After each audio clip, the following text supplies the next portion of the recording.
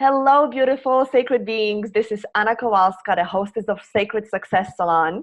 And I'm here today with Monika Carless, who is an intuitive coach and a beautiful author. Welcome, Monika. Welcome to you as well. Thank you so much for having me here. Yeah, thank you. Oh, my dog just decided to say something. So we are just shooting this quick, sorry about that. Give me 1 second.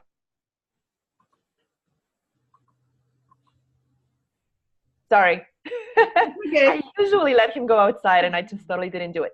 So that's what happens when we do TV video. So I invited Monika to be here with us today because she wrote something really beautiful about dark moon and a new moon. And we are setting intentions tomorrow with a new moon. Monika is one of our guest experts, and you're going to get to hear a tremendous wisdom from her in the salon. But today is really special in cycles of the moon, which we work very closely with. So I asked Monika if she could come here and share it with you guys, some more magic that didn't get to make it to the interview.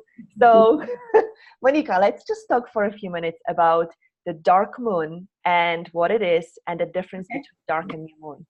Okay.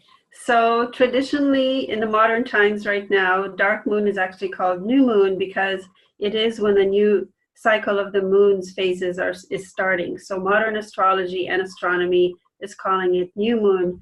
But I, as a solitary witch, and other people who are followers of Luna, distinguish between dark moon and new moon by observing and honoring the one night of the month where the moon is actually missing from the night sky.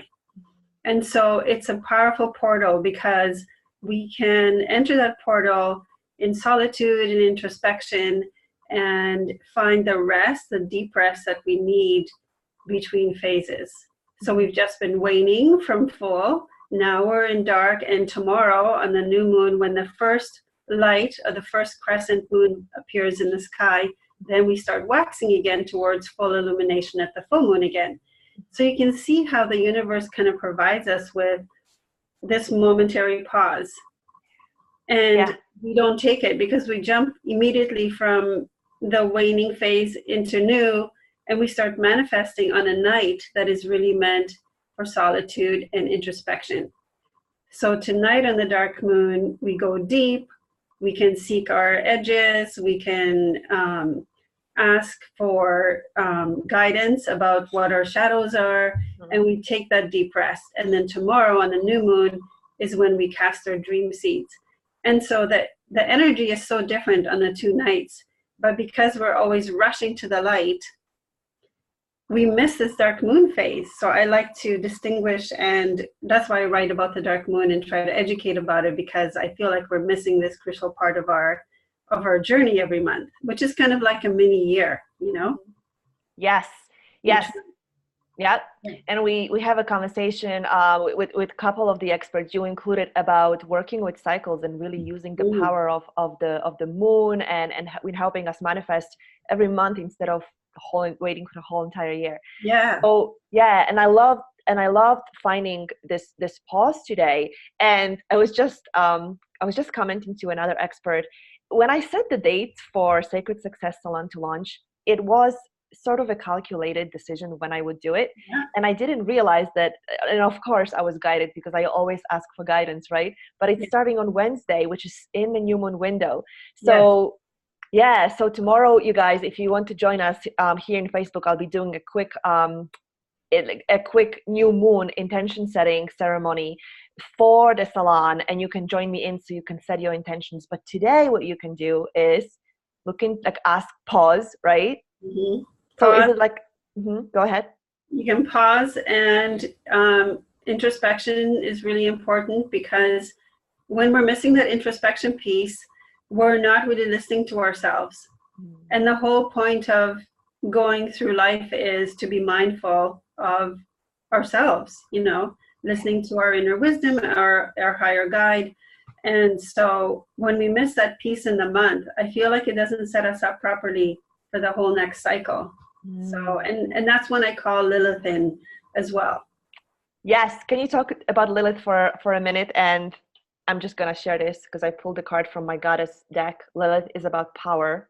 And no, yes, is she? Power and sovereignty. sovereignty, which is, I love the word sovereignty. Okay, can you introduce us to Lilith and how we can work with Lilith today? Okay, Lilith is an energy that we can call in just like any other energy. She's an ally. I like to work with different energies, like whatever is present for me right now. Like right now, Lilith is very present because she does carry that symbolism of power and sovereignty. Mm-hmm. And sovereignty is also different for different people. Like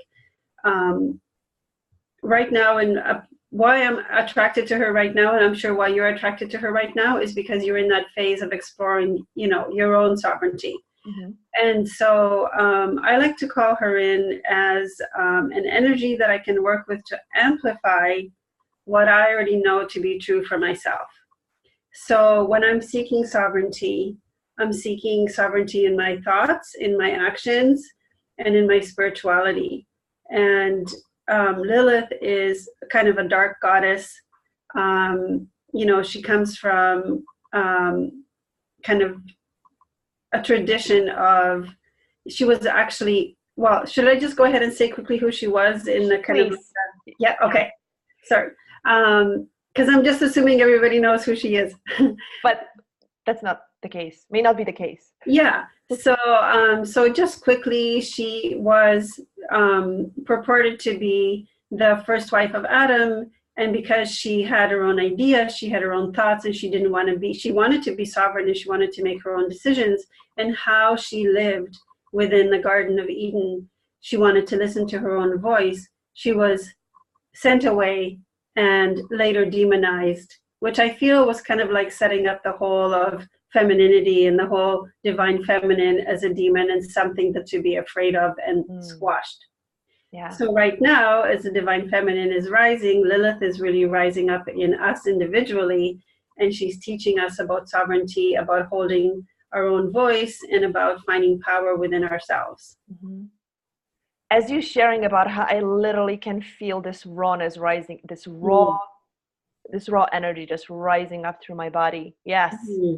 Which, yeah, I love working with Lilith, and you're absolutely right. And so we can call on Lilith to help us, to help guide us into finding that our innate power, right? Mm-hmm. Yeah. Our innate power, our voice, remembering that she's kind of like a shadow queen, and we have our own shadows.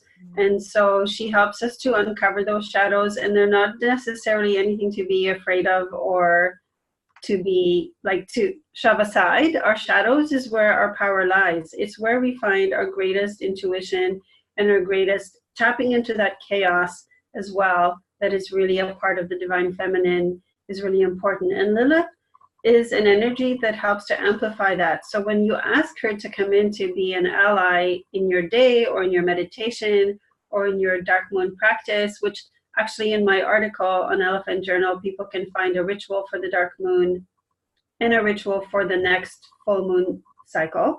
Mm-hmm. You know, you're just asking another part of yourself that is personified by Lilith to come forth. Yeah, yeah. Oh, I'm going to put the link to the article underneath in the comments underneath this video. Yeah, it's a really, I mean, that's the article that was just like, oh my gosh, I have to invite Monika today and speak about Lilith, because it is so appropriate to the conversation we're having that can frame the whole sacred success. And you guys, we're talking about tangible things. Some of the experts are very system oriented, even though they're sacred beings and they totally are in tune with cycles. They teach systems. And then we have experts like Monika, who, I mean, she's written books, so she's very connected to being here in the physical world. Yet she so beautifully connects to these other energies, calls them in to help us have guidance, our own guidance to our sacred success and tap into our power and purpose and perspective. Yeah. Oh, thank you. And I think that I want to now write about the sacred pause, because when we don't pause in our lives and in our day, like there needs to be a pause in everything that we do, because look at nature, she's pausing during winter. Yep. And we can have winter in a 24-hour cycle. We can have winter in a monthly cycle. We can have winter in a yearly cycle. So it's really important to honor that within ourselves, that we really need that pause, and that the universe is going to support us in that pause, that nothing's going to fall apart when we stop. Mm-hmm. The world is not going to end. The sun is going to rise tomorrow. But that darkness and that pause is just an integral part of ourselves that we just, in the modern world, don't really connect with. Yes, write about it. I just got chills all over my body when you said I need to write about sacred pause. So write about it. Thank you so much, Monika. I appreciate you giving us extra time because you guys, you can hear the whole interview in the series of Sacred Success Salon Conversations. You'll get to learn more about Monika then, and you get to get a free gift from her. So I know, I'm so excited for your interview. So take a pause today, whether you take it for 5 minutes or an hour. Take a sacred pause. Call in Lilith, whether you know how to do it or not, just trust that it's happening and ask her to guide you into your whatever shadows you need to look at.